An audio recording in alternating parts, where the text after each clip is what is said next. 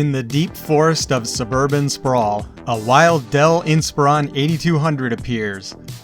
Coming right out of 2002, this mobile Pentium 4 powered notebook was among the first models to showcase Intel's attempts at bringing the processor to laptops. This particular example comes with the 2 GHz mobile Pentium 4, 1 GB of DDR PC2100, no hard drive, and a 32 MB NVIDIA GeForce 2Go graphics card, which is upgradable. The 15-inch LCD is a mid-tier SXGA Plus, supporting a max resolution of 1400 by 1050. Dell offered a few different graphics cards options with this model, including a Radeon 9000, a Quadro 4 700, and a GeForce 4 440, with the GeForce 2Go option being low tier. Branded as all the power you need, wherever you need to be, the 8200 was used for many benchmarks during its time to help persuade buyers of its mobile utility.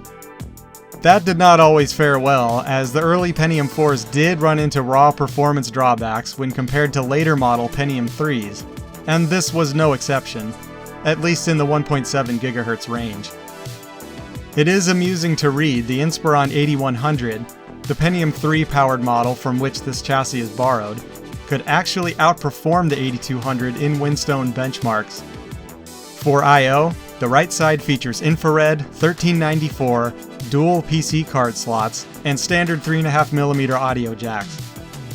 Left side is a CDRW optical drive, S-video out, modem, and Ethernet. Backside has power, combination PS2, VGA, dock, parallel, and serial connectors, as well as 2 USB ports. Up front are 2 bays, with the right housing the battery only, and the left being modular, capable of accepting a second battery, or in this case, a 3.5-inch floppy drive. This bay could also be used for a second optical drive, or even a 250 meg zip drive. Underneath are 2 access doors, revealing the dual memory slots, modem, and a mini PCI slot. Evidently, whoever ordered this laptop originally didn't want wireless capability, but the antenna wire is here ready for the upgrade. Coming in at 8 pounds and about 2 inches thick, this Inspiron certainly makes itself look huge compared to modern-day laptops. Plugging in and powering on this 20-year-old system presents the unsurprising long post and invalid configuration error, but going into the BIOS was not a problem. The physical condition of this laptop is better than most for its age, and after leaving it plugged into power for a while, the battery pack even holds a charge just fine.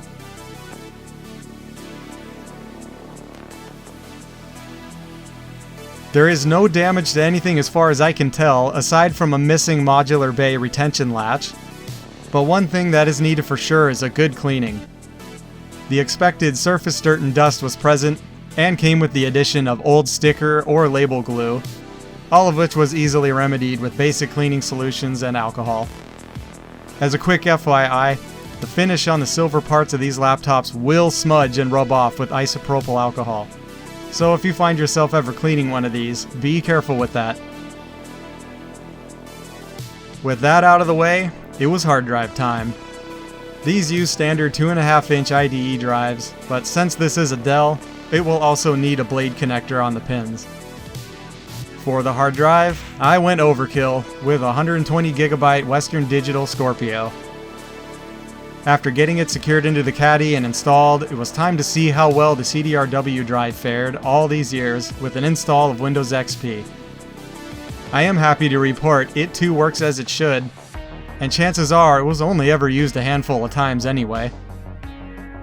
XP installed with no issues, and surprisingly, or perhaps not, this latest version of the OS had generic drivers for everything in this laptop except for the modem.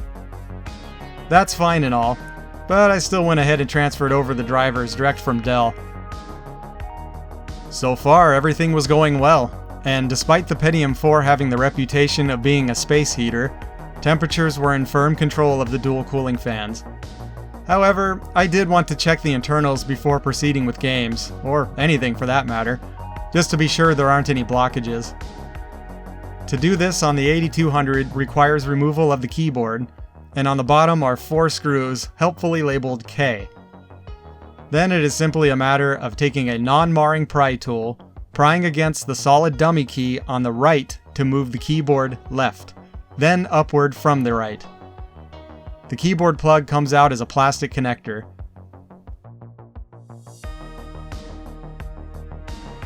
To remove the processor heatsink also requires taking out the hinge cover plastics.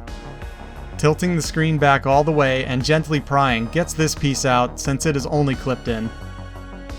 For a long time, Dell saw fit to having graphics chips be cooled directly by the metal bottom of the keyboard, and here they took it a step further by adding a copper heat pipe. It is still a horrible cooling solution with no direct way of getting airflow to this part, but that's all it has. What the Dell? The processor heatsink retention method is almost worryingly simple. There are no screws, and tension is kept by a thermal pad and a basic metal bar latch. Prying it with a flathead screwdriver makes quick work of it at least. The heatsink also has some alignment dowels, making reinstallation fairly easy. Another one of Dell's favorite tactics was putting a glued-on piece of tinfoil instead of thermal paste on the heatsink. Now, I haven't personally had thermal-related failures on my older computers that have this stock solution, but now I make a point of removing this foil and cleaning the contact surfaces to apply standard thermal paste. I have noticed marginally improved thermals by doing this. However, it is mostly just something I do to feel better about running intensive software and games on older systems. This foil approach always felt like a cut corner to me anyway, and it most likely was, given how ridiculous the GPU cooling is. Aside from this, the internals are just about as clean as the day it left the factory, with no dust blockages. After reassembly, it was time to get to seeing what this mobile powerhouse of the early 2000s could do. For benchmarks, 3D Mark 2000 was up first running all default tests. Given the specs of the GeForce 2 Go, it really wasn't surprising even this old 3D stuff ran poorly at higher detail. At the lower settings, old games configured this way would be very much playable, so long as something like VSync isn't turned on and lower resolution textures were used. Naturally, the higher polygon and bigger texture render tests slowed things down as they progressed, but the testing all finished with a score of 4237 marks.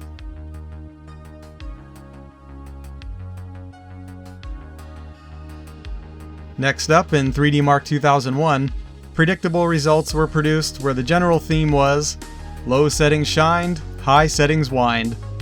A few of the tests failed due to no hardware support, such as pixel shading, but at all default settings yet again, the tests finished with the result of 2664 marks, already a significant drop from the prior year's benchmark.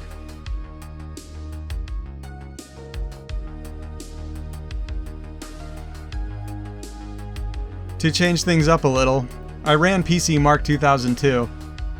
These tests can also put on quite a show, going through a series of interesting stress tests. I wish I could report back on the score for this laptop, but it was not meant to be. PC Mark instead produced an error and had to close. I suppose that is an answer. After that high note, I felt it was time to get into some games. Some era appropriate, some slightly newer just to see how the hardware would cope.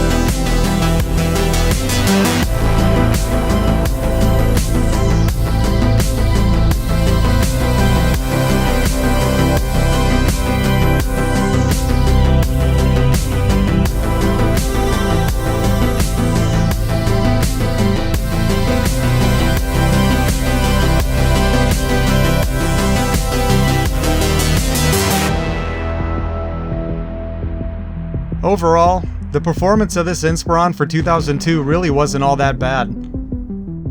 Similar laptops from the time running on full desktop Pentium 4 chips understandably would beat it, and this unit in particular really could do with at least a GeForce 4.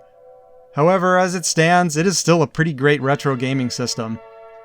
Older titles would have little issue running on this platform so long as XP didn't get in the way. In my testing, some of the newer games had rendering and input lag issues.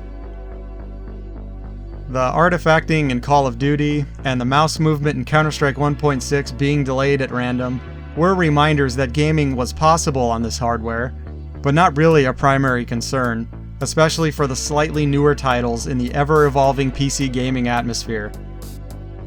It is my hope to upgrade to a better graphics card one day and maybe try doubling the memory, since there are reports of 2 GB being possible in this system. Anyway, that about does it for this video. Thanks for watching.